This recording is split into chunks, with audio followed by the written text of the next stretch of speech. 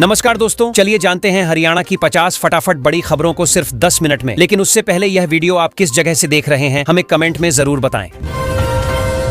हरियाणा सरकार ने दिवाली से पहले शहरी गरीबों को बड़ा तोहफा दिया है। अब घर बनाने के लिए 2.5 लाख रुपए की आर्थिक सहायता मिलेगी। आवास योजना के तहत पक्का मकान बनाने का सपना सच करने में मदद मिलेगी। गरीब तबके को राहत देने वाली यह योजना लोगों के बीच उम्मीद जगाने वाली मानी जा रही है।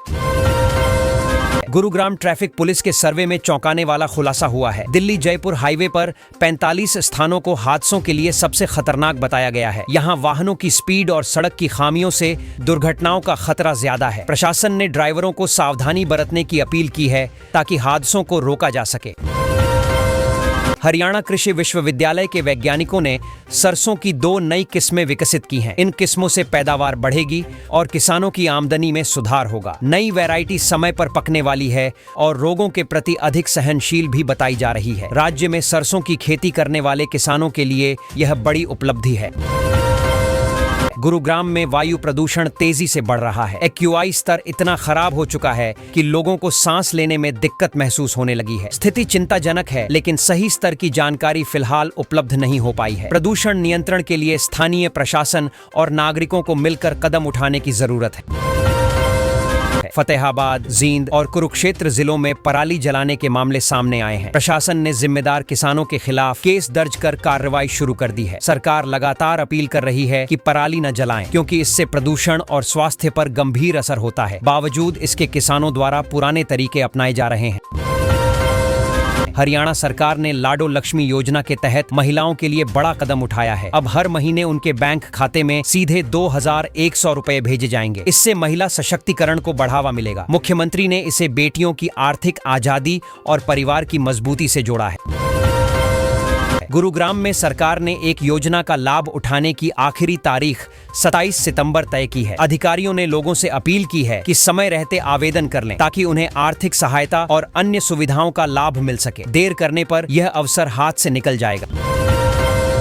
हरियाणा के ऊर्जा क्षेत्र की खबर यह है कि पानीपत और हिसार में अल्ट्रा सुपर क्रिटिकल थर्मल इकाइयां लगाई जाएंगी। अनिल विज ने कहा कि इससे बिजली उत्पादन क्षमता और तकनीकी दक्षता में बढ़ोतरी होगी। राज्य को ऊर्जा के क्षेत्र में आत्मनिर्भर बनाने की दिशा में ये कदम बड़ा साबित होगा।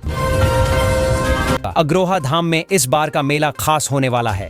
राजकुमार गोयल ने तैयारियों का जायजा लिया और कहा कि श्रद्धालुओं को बेहतर सुविधाएं दी जाएंगी। मेले में धार्मिक आयोजन के साथ साथ सांस्कृतिक कार्यक्रम भी होंगे। इलाके की आस्था और परंपरा का ये बड़ा पर्व है। हरियाणा में खेल महाकुंभ 2025 का धूमधाम से आगाज हुआ है। मुख्यमंत्री नायब सैनी ने पैरालंपिक विजेताओं को सम्मानित किया और 44 करोड़ रुपए की धनराशि खिलाड़ियों को बांटी। सरकार का कहना है कि खिलाड़ियों को आगे बढ़ाने के लिए हर तरह का सहयोग दिया जाएगा। पंचकूला में खेल महाकुंभ की शुरुआत बड़े आयोजन के साथ हुई। मुख्यमंत्री नायब सैनी ने खिलाड़ियों को सम्मानित कर उन्हें आर्थिक लाभ दिया। इस मौके पर खेलों के महत्व और खिलाड़ियों की मेहनत को सराहते हुए राज्य सरकार ने खेल प्रतिभाओं को और प्रोत्साहन देने का ऐलान किया। पराली जलाने के मामले में हरियाणा सरकार ने कड़ा रुख अपनाया है। जो किसान पराली जलाएंगे उन्हें दंडित किया जाएगा और जो किसान प्रबंधन करेंगे उन्हें इनाम मिलेगा। सरकार का कहना है कि प्रदूषण पर नियंत्रण के लिए यह सख्ती जरूरी है, ताकि लोगों की सेहत सुरक्षित रह सके। हरियाणा राजस्व विभाग में बड़ा फेरबदल किया गया है। सरकार ने 89 नायब तहसीलदारों का तबादला कर दिया है। नए स्थान पर तैनाती के बाद राजस्व कार्यों की गति और पारदर्शिता पर असर पड़ेगा। सरकार ने यह कदम प्रशासनिक सुचारुता और लोगों को समय पर सेवाएं दिलाने के लिए उठाया है। कांग्रेस नेता बृजेंद्र सिंह राहुल गांधी की भारत जोड़ो यात्रा से प्रेरित होकर हरियाणा में सद्भाव यात्रा निकालने की तैयारी में है। उन्होंने कांग्रेस में गुटबाजी पर भी टिप्पणी की और कहा कि मतभेद लोकतांत्रिक व्यवस्था का हिस्सा है, लेकिन जनता के मुद्दों पर सबको एक होना चाहिए। गुरुग्राम के मानेसर नगर निगम की बैठक में 171 करोड़ रुपए के 60 विकास कार्यों को मंजूरी मिली है। इनमें सड़क, सीवर, पानी और अन्य बुनियादी सुविधाओं से जुड़े प्रोजेक्ट शामिल हैं। निगम का कहना है कि इन योजनाओं से मानेसर के लोगों को राहत मिलेगी और विकास की रफ्तार तेज होगी। जेजेपी पार्टी इस बार चौधरी देवीलाल की 112वीं जयंती बेहद धूमधाम से मनाने वाली है। इसके तहत राज्य भर में 112 कार्यक्रम आयोजित किए जाएंगे। साथ ही पार्टी पुराने साथियों का सम्मान भी करेगी। यह आयोजन न केवल राजनीतिक बल्कि सामाजिक जुड़ाव का भी बड़ा मंच बनेगा। प्रदूषण से निपटने के लिए हरियाणा सरकार ने कार्रवाई तेज कर दी है। पराली जलाने वाले 3 किसानों पर जुर्माना लगाया गया है। इसके अलावा कुछ खास गतिविधियों पर भी रोक लगाई गई है। अधिकारियों का कहना है कि सख्ती से ही प्रदूषण की समस्या को नियंत्रित किया जा सकता है।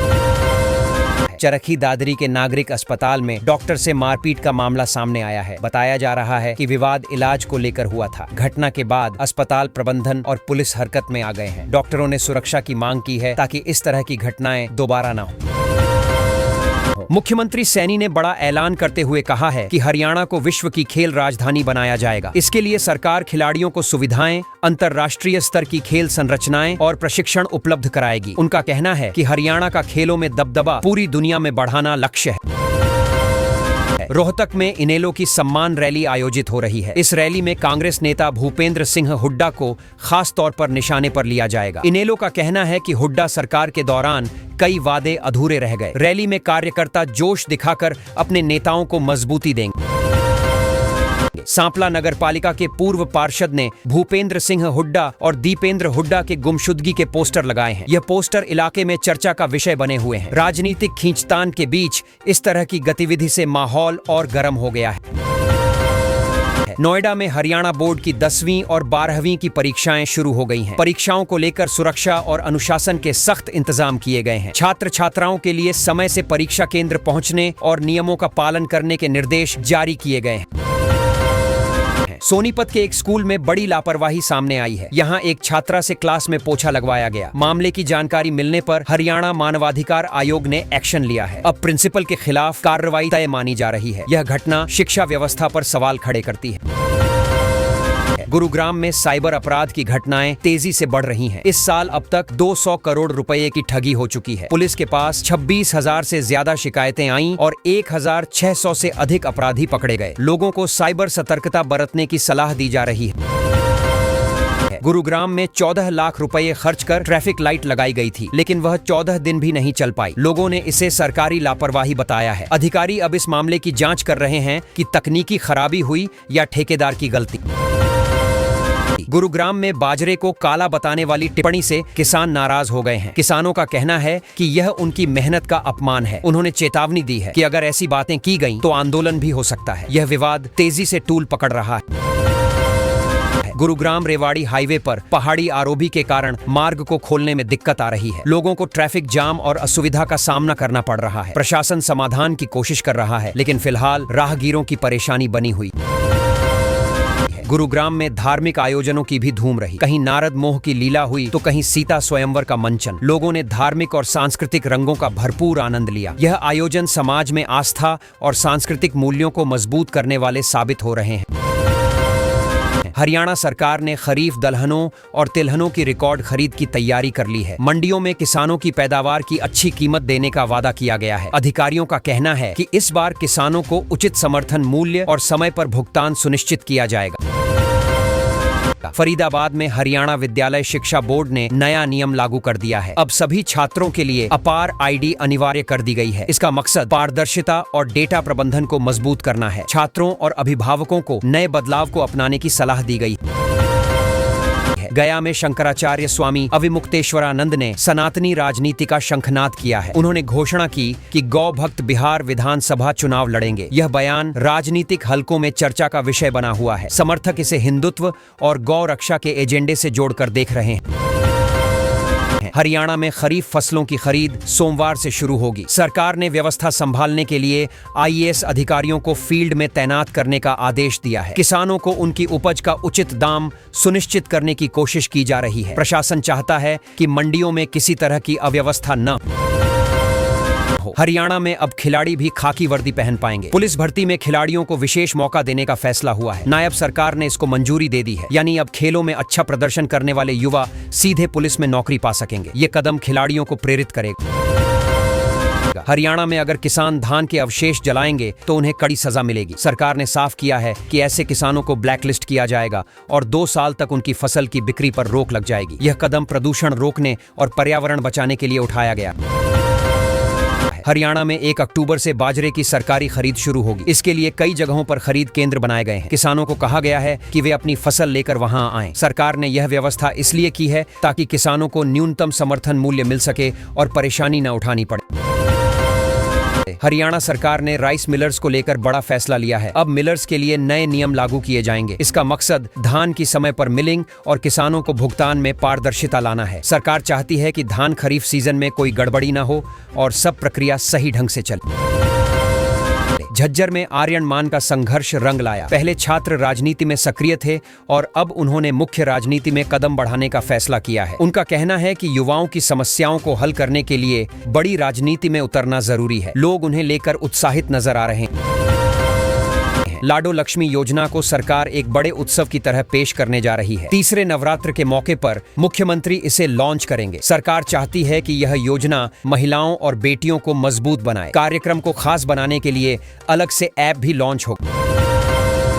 सरकार ने लाडो लक्ष्मी योजना की शुरुआत से पहले ही कर्मचारियों की छुट्टियां रद्द कर दी हैं। छुट्टी के दिन भी पात्र लोगों के दस्तावेज तैयार कराए जाएंगे। इसका मकसद है कि कोई भी पात्र महिला या बेटी योजना से वंचित न रह जाए और सबको पूरा लाभ मिल सके।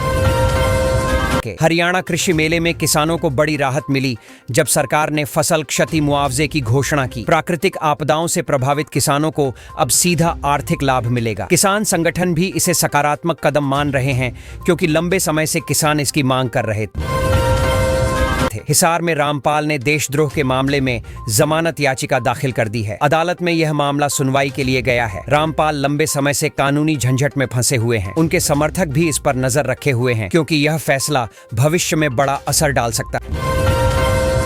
करनाल में धान खरीद व्यवस्था पहले ही दिन चरमरा गई। सरकार ने तो तैयारी की बात कही थी, लेकिन कोई भी एजेंसी मौके पर नहीं पहुंची। किसान परेशान हैं क्योंकि उन्हें धान बेचने का रास्ता नहीं मिल रहा। इससे मंडियों में अफरा तफरी का माहौल बन गया। सोनीपत में मुख्यमंत्री ने 117 करोड़ रुपए की 557 परियोजनाओं का उद्घाटन किया। इनमें सड़कों, पानी और बिजली से जुड़ी विकास योजनाएं शामिल हैं। सीएम ने कहा कि यह काम जनता की जरूरतों को ध्यान में रखते हुए किया गया है। स्थानीय लोग इसे बड़ी सौगात मान रहे हैं। नोएडा के ESIC अस्पतालों में 2 अक्टूबर तक स्वास्थ्य शिविर लगाए जाएंगे। इन शिविरों में गरीब और जरूरतमंद लोगों को मुफ्त जांच और इलाज मिलेगा। स्वास्थ्य विभाग ने इस पहल को सेवा पखवाड़े से जोड़ा है। उम्मीद है कि हजारों लोग इसका फायदा उठाएंगे। गुरुग्राम के युवा मुक्केबाज कृष्ण ने राज्य की टीम में जगह बना ली है। उन्होंने लगातार मेहनत और बेहतरीन प्रदर्शन से यह मुकाम हासिल किया। अब वे राष्ट्रीय स्तर पर हरियाणा का प्रतिनिधित्व करेंगे। उनके गांव और परिवार में खुशी का माहौल है। कांग्रेस विधायक मामन खान की सुरक्षा को लेकर बड़ा कदम उठाया गया है। उन्हें गुरुग्राम शिफ्ट किया गया और उनके साथ 16 कमांडो तैनात कर दिए गए। प्रशासन को आशंका है कि उन पर खतरा हो सकता है। राजनीतिक हलकों में भी इस खबर को लेकर चर्चा तेज है। दिल्ली जयपुर एक्सप्रेसवे पर ग्रामीणों ने जाम लगा दिया। इसका असर घंटों तक यातायात पर पड़ा। पुलिस ने 50 लोगों के खिलाफ केस दर्ज कर लिया है। ग्रामीण अपनी मांगों को लेकर अड़े हुए हैं और प्रशासन से बातचीत की कोशिश की जा रही है। गुरुग्राम के सरकारी स्कूलों में 1 अक्टूबर तक सेवा पखवाड़े के कार्यक्रम चलेंगे। इसमें बच्चों को जागरूक किया जाएगा और कई तरह की गतिविधियां होंगी। शिक्षा विभाग का कहना है कि बच्चों को समाज और सेवा से जोड़ने का यही मकसद है। गुरुग्राम में नवरात्रों के पहले दिन श्रद्धालुओं ने मां शैलपुत्री की पूजा की। मंदिरों में भीड़ उमड़ पड़ी और भक्तों ने श्रद्धा के साथ देवी मां की आराधना की। प्रशासन ने भीड़ को देखते हुए सुरक्षा और व्यवस्था के खास इंतजाम किए थे। भाजपा नेता सर्वप्रिय त्यागी ने गुरुग्राम में कार्यकर्ताओं से कहा कि सेवा पखवाड़े के साथ साथ GST सुधारों का प्रचार भी किया जाए। उन्होंने कहा कि लोगों को सरकार के कामकाज की जानकारी देना जरूरी है। यह अभियान गांव-गांव तक चलाया जाएगा। निपुण हरियाणा मिशन के तहत वीडियो निर्माण प्रतियोगिता की समय सीमा बढ़ा दी गई है। अब प्रतिभागी और भी आसानी से इसमें हिस्सा ले सकेंगे। इसका उद्देश्य बच्चों और युवाओं में शिक्षा के प्रति उत्साह बढ़ाना है। शिक्षा विभाग ने इसे काफी महत्व दिया है। हरियाणा में 28.10 लाख एकड़ फसल की गिरदावरी ही नहीं हुई। इससे किसानों को नुकसान का सही अंदाजा नहीं लग पा रहा है। कुछ जिलों में सबसे ज्यादा नुकसान दर्ज किया गया। किसान संगठन इस पर नाराज हैं और सरकार से पारदर्शी प्रक्रिया की मांग कर रहे हैं। हरियाणा के एक प्रिंसिपल को उनके काम के लिए अवार्ड मिलने जा रहा है। उन्होंने शिक्षा के क्षेत्र में नए प्रयोग किए और छात्रों को बेहतर अवसर दिलाए। इसी वजह से वे सुर्खियों में हैं। शिक्षा विभाग भी उनके योगदान को सराह रहा है।